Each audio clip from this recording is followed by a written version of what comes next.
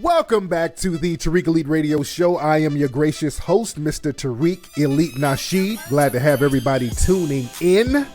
Ladies and gentlemen, I am hyped and excited, getting ready for the new More Us tour that's popping off July. What am I saying? Not July, but in April. It's late. My whole shit is off right now, but it's in April. The More Us tour pops off April 23rd. We're going to be in Dallas first. We're going to have a ball down there in Dallas. Then we're going up to New York, and that's going to be on the 27th.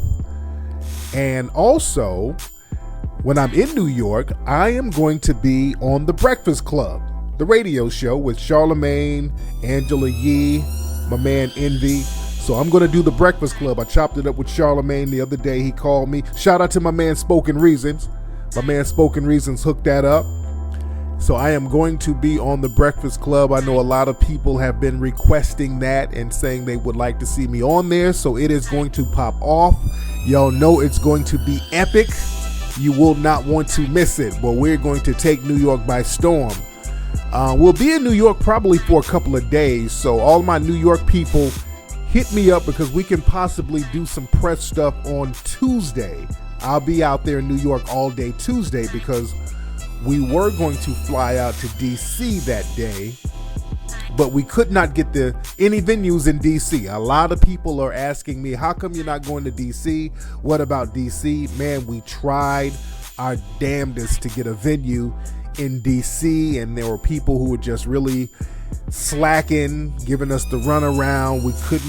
We just couldn't secure a venue in DC. That was the size that we needed. And, you know, to be fair, a lot of the venues were booked around that time, but we'll just have to catch DC on the next go round. And I really wanted to go to DC. That's why we postponed the promotion of the tour so we could book DC. But we couldn't postpone it no more because now we have a little over a month to promote. So we just couldn't keep waiting on the DC venue to pop off. So we're going to have to get DC on the next go round. DC, I tried, but hey, we're definitely coming to Miami. We're definitely coming to New York. We're definitely coming to Dallas. We're definitely coming to Houston. So definitely get your tickets right now at TariqLive.com. It's going to pop off. And yeah, we're having the Coon Train Awards. That's popping. And we're doing that in LA. That's going to be on April 9th. You guys do not want to miss that either. We're going to have a great time. That's on a Saturday at the Acme Theater in Hollywood. We're going to stream it live, and I'm trying to figure out how we're going to do it because I know that the theater has the capability to stream live stuff. So that's why I chose that theater. So it's going to be fun. Now, seating is limited at that spot, so y'all need to get your tickets early. Tickets go on sale this week. That's at PlantationCelebration.com. And it's going to be funny. I'm trying to figure out who I'm going to get as the judges. My man, Zoe Williams, he's going to be one of the judges. We had Corey Holcomb on deck, but this is when we were going to have the Plantation celebration in Atlanta. We were going to have it in Atlanta on April 2nd, but then we had to change it to April 9th in LA, and my brother Corey couldn't make that, but he really wanted to be down. So I got Zoe Williams. I need a couple of other comics to be the judges. So I'm trying to, all my LA comics, man, y'all holla at me. Hit me up. Email me at kflex4life@yahoo.com. There's a lot of people who are sending me recommendations. And also what I'm going to do, I'm going to have other comics come up and present categories for the awards and all that stuff. But I need some real couple of thorough judges for the actual event who's going to judge who gets an award or not. So it's going to be a fun event either way. So you guys, I'm going to be hosting it. You guys are going to want to come on out, and it's going to pop off. So you guys are going to really enjoy it. So a few things I'm going to talk about today. I'm not going to be on here too long. I'm traveling today. I'm not in LA right now. I'm traveling. I'm taking care of some business out of town. And I was out handling business in the city I'm in today. I'm not going to say where I am because, people start wanting to meet up and all this stuff. So, but I ran into a brother. Brother recognized me today, and we're chopping it up. And it's a very well-to-do brother. The brother works in government. well-dressed brother, very professional brother. He was telling me about his relationship issue. And a lot of gentlemen go through situations that this brother goes through. Now, this brother was telling me about his wife, who's about to be his ex-wife. They're about to get a divorce. Well, he's trying to get a divorce. And he said, well, hey, man, me and my chick, we've been together for like 17 years, college sweethearts. We got 3 kids. And, now my wife cheated on me some years back. I took her back. Now she cheated again with the co-worker, some dude she was working with. She ended up moving the dude in the house after, he left, the main guy, the husband, he left. So she ended up moving the new dude in, and he don't like the dude being around his kids. And the baby's mom or the ex-wife or the ex-wife to be is trying to hit the dude up for child support, and she's filing all types of false claims on this guy. And he's saying that this chick is just making his life a living hell. And he's telling me this, and he's trying to rationalize it and say, hey, man, what do I need to do? What's this about? And I'm letting him know, hey, brother, you got a hood rat for a wife. A lot of cats don't really want to come to the realization that sometimes niggas, y'all just wiped up a hood rat. The way this dude was describing his ex-wife to be, everything about her was hood ratish. He was telling me about her family, who sounded like a bunch of dusty hood rats. All of her actions, this ex-wife or ex-wife to be, everything about her was hood ratish. The filing false claims and trying to make false charges against the dude and bringing other niggas to live in the house, co-workers, and she done cheated on him before. She's laying up with different niggas. You got a hood rat, brother. And a lot of you dudes, you have these hood rats who you really don't want to acknowledge are hood rats.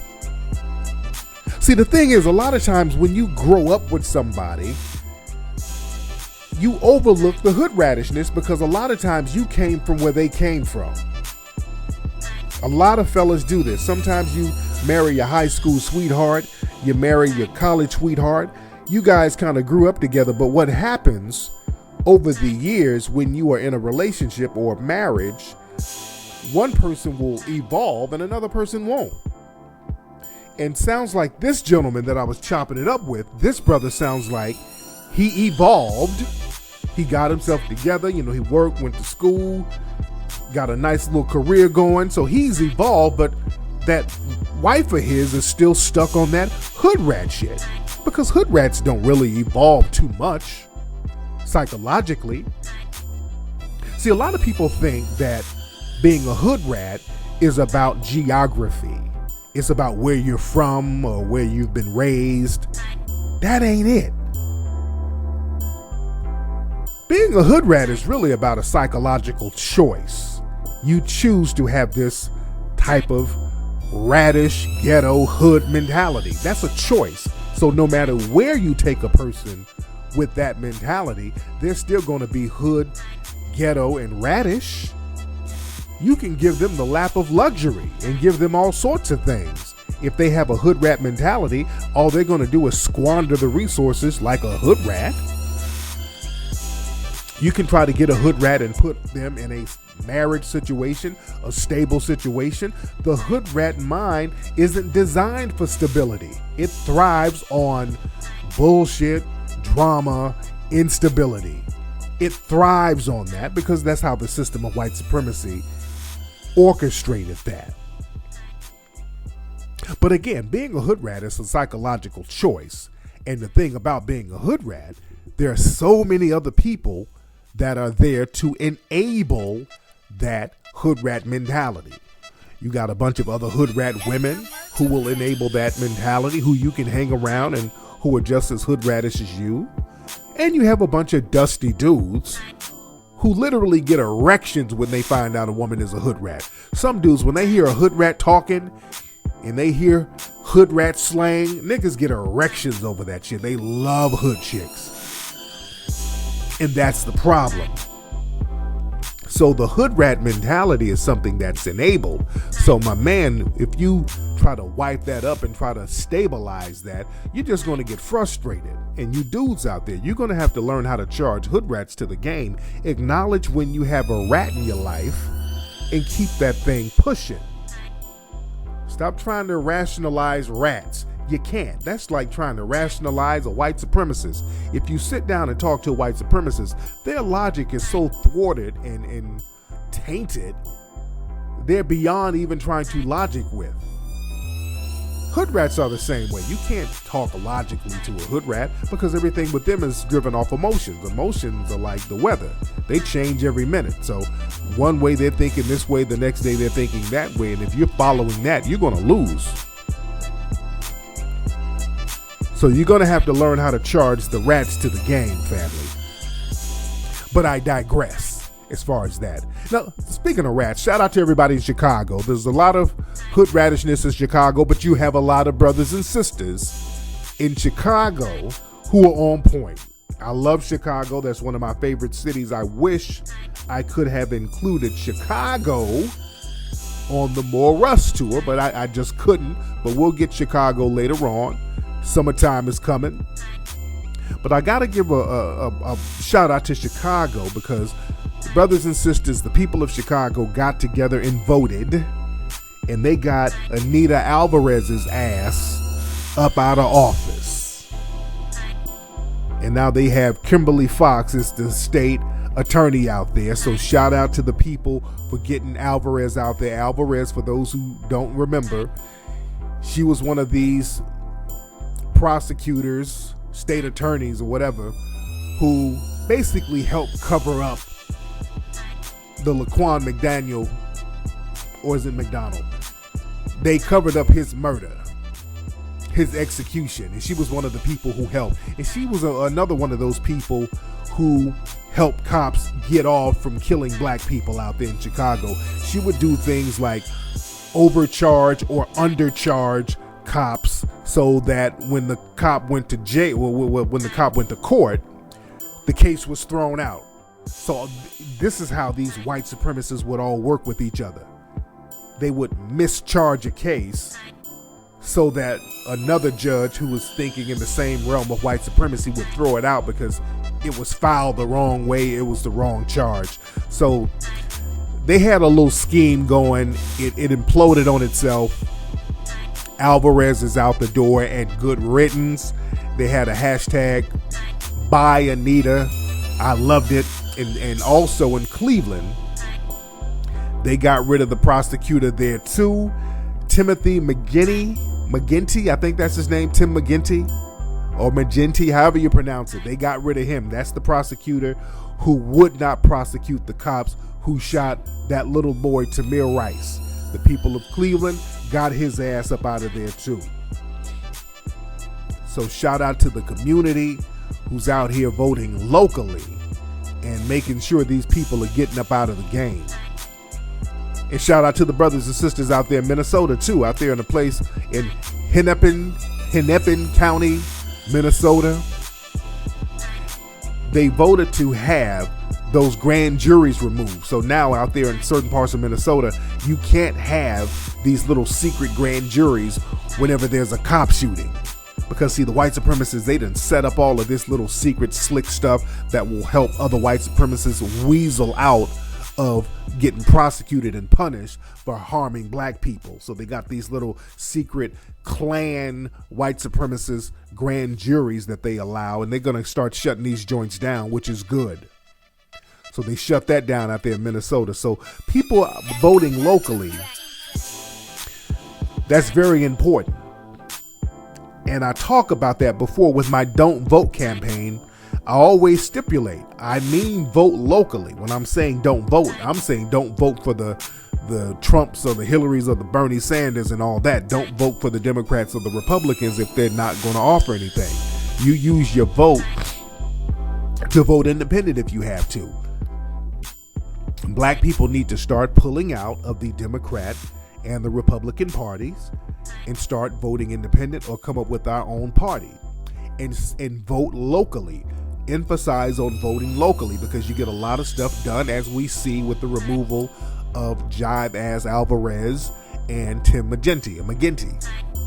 I hate when I don't know the real pronunciation of somebody's name. I hate that. And y'all excuse me, y'all hear I got a little bit of cold here. I had a bunch of children at my house this weekend, and those kids be bringing in germs, so the whole house gets sick.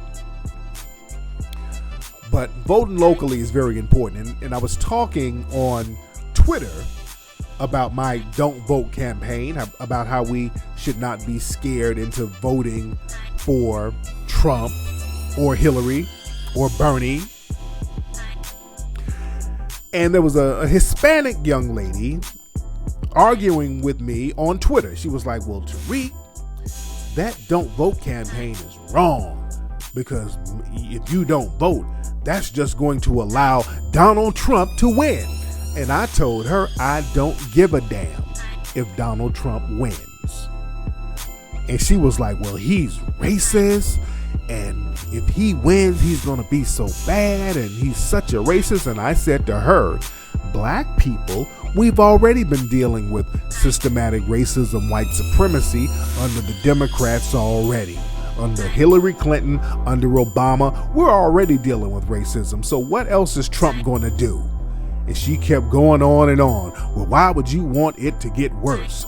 If Trump gets elected, it's going to get worse for racism. I said, ma'am, how much worse can it get? Black people are getting shot out here like dogs. I kept bringing it back to what's happening to black people, and she kept ignoring that.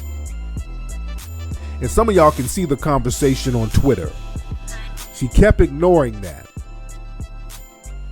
And that's the thing. A lot of times when you're talking about black issues, all these other so-called ethnic groups, they ignore your shit. They'll deliberately ignore your specific issue. So she kept ignoring what I was talking about because I kept bringing it back to what's happening to black people. And she just went on and on about how Trump is so bad. He has to be stopped. He is such a racist. And I kept saying, well, ma'am, we've been dealing with Trump for years. We've been dealing with this racism. So I'm not voting because it's not going to help. It's not going to get any worse. We've already gotten the brunt of Trump's racism. So there's just no need to vote. Hillary Clinton ain't no better. The Clintons were not good for black people. Bernie Sanders ain't really promising anything for black people, so we're going to sit this one out. And then she said what she really wanted to say. She said, well, Tariq, Trump is not just racist to black people. He's racist to us Hispanics, too. That's what it really boiled down to. Then I had to check her, because that's what it boiled down to. Now that they're racist towards us, why don't you blacks help us? That's what it boiled down to. And I told her, hell no. If you think that Trump is so racist towards Hispanics, which he is, then why don't you galvanize your community and you all go out there and do something about it? Because what happens is all of these other groups try to use black people as their mules and mascots. And there's a hashtag lately on Twitter that said, not your mule, which is black people telling all of these other groups, we're not going to do all the heavy lifting for you no more. Because that's what a lot of these other groups do. I was looking at this one guy on CNN the other day. He looked like he was kind of a Middle Eastern type of guy. You know, one of those Middle Eastern dudes who can pass. Well, he was on CNN looking real nervous. He was talking about, well, you know, a lot of us are getting real scared of Trump. Trump is getting scary now.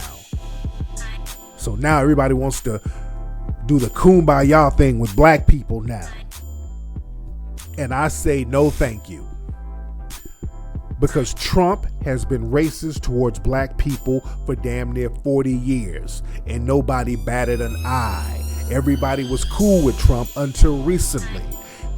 There's lawsuits against Trump that goes back to 1972 when Trump was discriminating against black renters in his buildings. The Department of Justice had to step in and make Trump stop violating the civil rights of black people by having a no rent policy for black people in the 1970s in New York. Go look up and research what I'm saying right now. This is very well documented. And the lawsuit was not only against Trump's property, they named him in the lawsuit. So Trump was pissed because, you know, usually people hide behind their corporations. They named him in the lawsuit in the 70s. So when people start talking that, well, what did Trump do that was racist towards black? No, Trump, it's very well documented going back to the 70s. We're not going to get into his father allegedly being part of the Klan, because there's an article that goes back to the 1920s where his dad was arrested at a Klan rally. That's something else. I'm talking specifically about Trump and that lawsuit in the 70s that they settled, I think, in 1975. But what happened was the Urban League out there in New York, they would send testers to Trump's buildings. They would send a black person in. The black person would go and try to rent an apartment there, and they would say, oh, Lord, we don't have any vacancies. And then the very next day, the Urban League would send a white tester to the same building, and they would offer the white person an apartment that day. And they kept doing this over and over again. So that's that whole Donald Sterling thing. Donald Sterling did the same thing, this rent discrimination against blacks. And what Trump's people did in the 70s, they had a little scheme, a little system going. So if a black renter came in and they saw the application, they were required to put another separate piece of paper with the word C on it that stood for color to let them know not to rent to the black person. It was a real slick, devious thing that was happening at the Trump properties. So again, that goes back to the 70s, and we all know what Trump put out that full-page ad of the Central Park Five, basically demonizing black men in New York, and that helped create that wilding phenomenon in New York, that other super predator phenomenon that they use to harm black men. So Trump's racism, it goes back. It goes back. So now that Trump's racism is directed towards other groups, now people want to jump out and say, hey, he has to be stopped. Well, why weren't y'all trying to stop him when it was directed towards us for the last 40 goddamn years? See, that's my thing.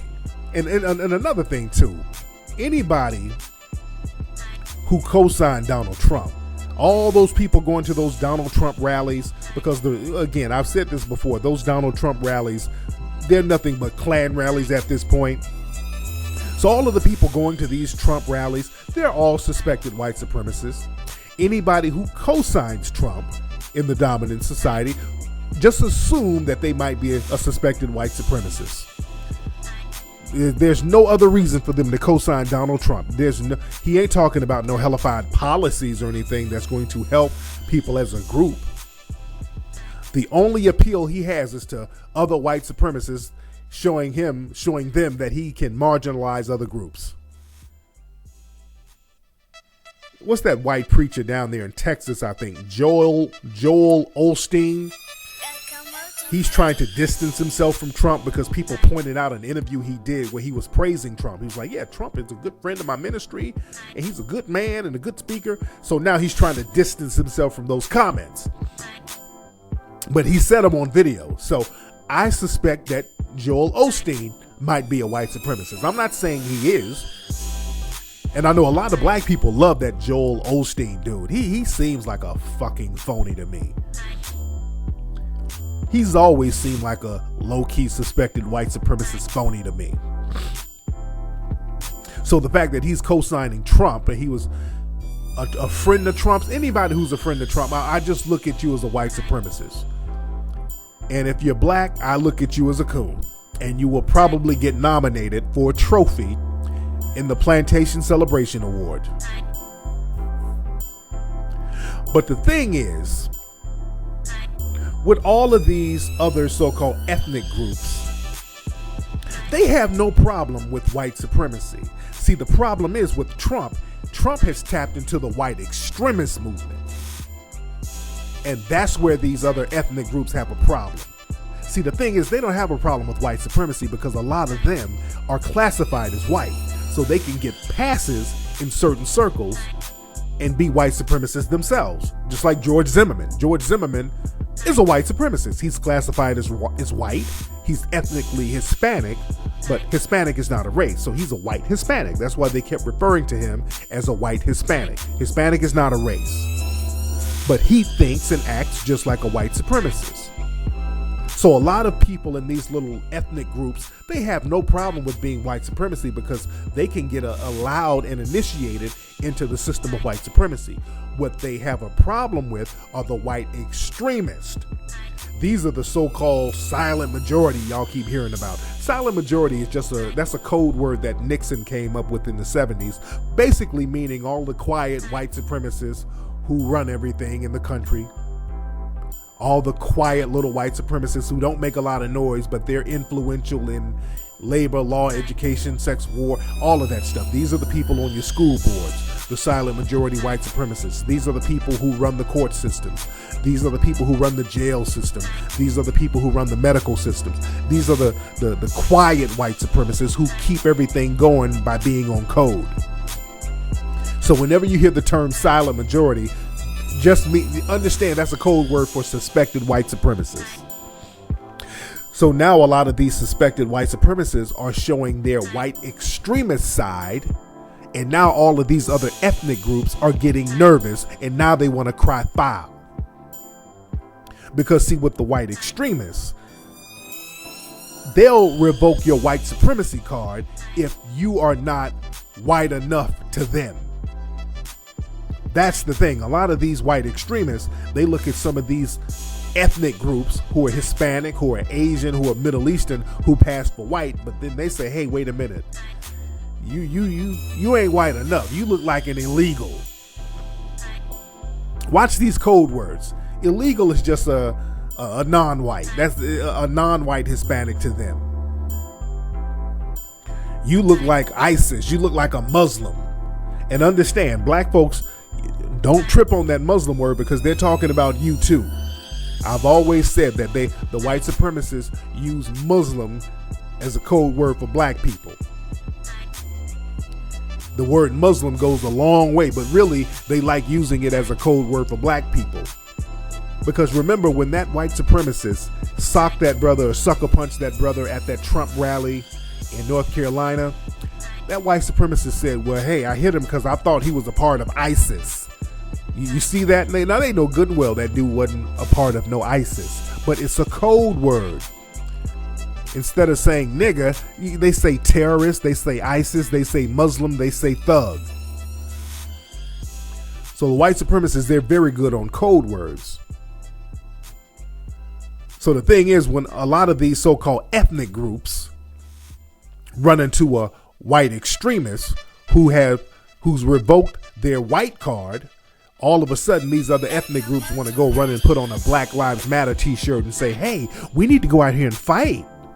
And then what happens is they let black people do all the fighting for them while these other ethnic groups sit in the background, twiddling their thumbs, walking around with their picket sign, not getting their hands dirty, so when all the smoke clears, they can go and run and put them lips right on with them white balls.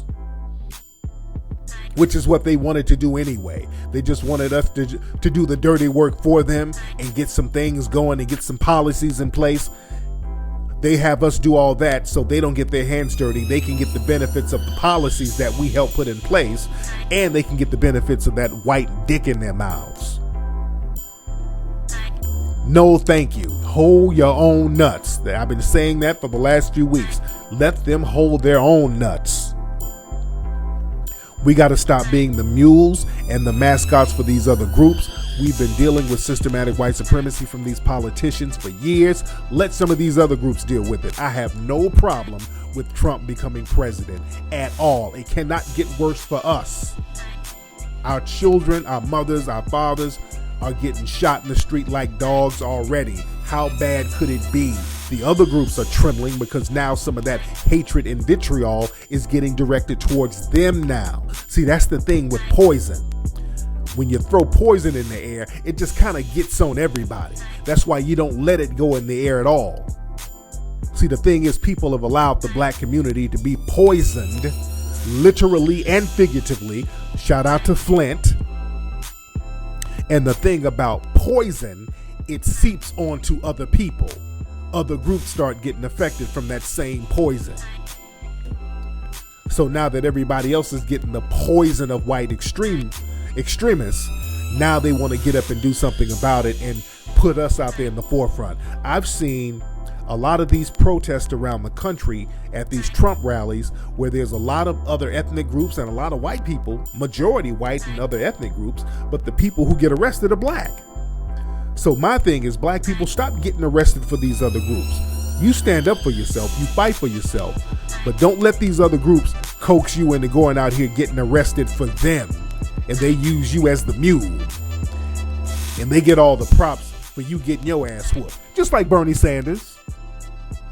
He's another one of those people too, who likes to go around bragging about how much he marched with Dr. King.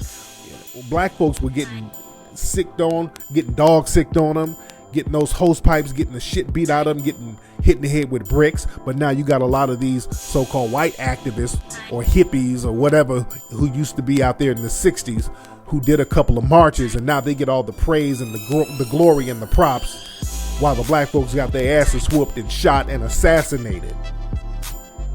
You dig? All of our great leaders then got assassinated, and all these people out here now, these other groups are sitting around bragging, getting money and glory from that.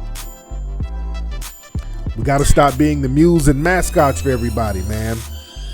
Let these people hold their own nuts. And speaking of the civil rights, and this Hispanic girl on Twitter, because we're still going back and forth a lot, and she hit me with something that a lot of people are doing lately, and I find this very patronizing. And I want you black people to check anybody who does this. She hit me up with this, well, you're only for your people. What would Dr. Martin Luther King say? And I'm like, lady, if you don't stop, and all of these other people, if y'all don't stop using Dr. Martin Luther King's name in vain for your own bullshit, they think by invoking Dr. King's name, that's some type of magic word for black people to act right. A lot of white supremacists pulled that. That dude, Cliven Bundy, did that when he got caught in his racist rant up there in Nevada. He started trying to misquote Dr. King. They start trying to misquote Dr. King to try to talk us into being nonviolent, being docile, and to take abuse from them. I've heard a lot of people in other groups use that. Well, what about Dr. King? What would he say? They love misquoting Dr. King. And whenever they do that, I'll always bring up, well, Dr. King talked about reparations, so I feel him on that. So where's my damn check? You dig? Don't pick and choose what you want to use out of Dr. King's words, because Dr. King says some real shit besides be nonviolent and turn the other cheek. They love pointing to that, but they love to ignore the reparations part. Always bring that up. I remember in that video in SoCal when the Klan came out there and the brothers started beating the shit out the Klan out there. There was a white dude filming. And basically, this white dude was pretty much protecting the Klan, because every time the Klan were really getting at work, the white guy would jump in there and be like, oh, don't hurt him, guys, don't hurt him. And he was also saying stuff like, come on, guys, don't hurt these guys. What would Dr. King think? What would Martin Luther King think? There's a white guy saying this while the black dudes were beating up the Klan. And this guy was kind of passing himself off as a liberal. He was acting like he was down with the brothers, but basically he was there to low-key protect the Klan. Watch these dudes, man. Watch these people who come around you. So this Hispanic chick is trying to invoke Dr. King's name to co-sign her fuckery. Nah. Forget about that. What would Dr. King think? No, worry about your people in your group if you have a problem. What would Julio Iglesias think? You dig? Talk to your own leaders. Hold your own nuts. Stop trying to get us to fight your battles. Stop trying to get us to be your mule. Don't come around us pushing us in the forefront so we can get beat up and arrested for you so you can get all the props. And then after you get all the props, you turn around behind closed doors and put them white dicks right in your mouth. And go back to trying to snuggle up under some white privilege. No, thank you. Because black people, we've been putting in a lot of work non-stop, not when it's just convenient. We're non-stop putting in work against the system of white supremacy, and all of you Johnny-come-latelys talking about, ooh, we really got to stop these racists because they're out of control. They've been out of control, especially a lot of Hispanic cats. Because let me say this, I talked about Zimmerman earlier. A lot of y'all Hispanic cats, nobody never repudiated Zimmerman. Nobody in the Hispanic community ever came out publicly and denounced Zimmerman, by the way. I'm going to just throw that out there, family. Anyway, y'all, I digress. Shout out to my real Hispanic cats out there who ain't on the bullshit. You know who you are. Don't forget, family, the Plantation Celebration Award that's coming up April 9th.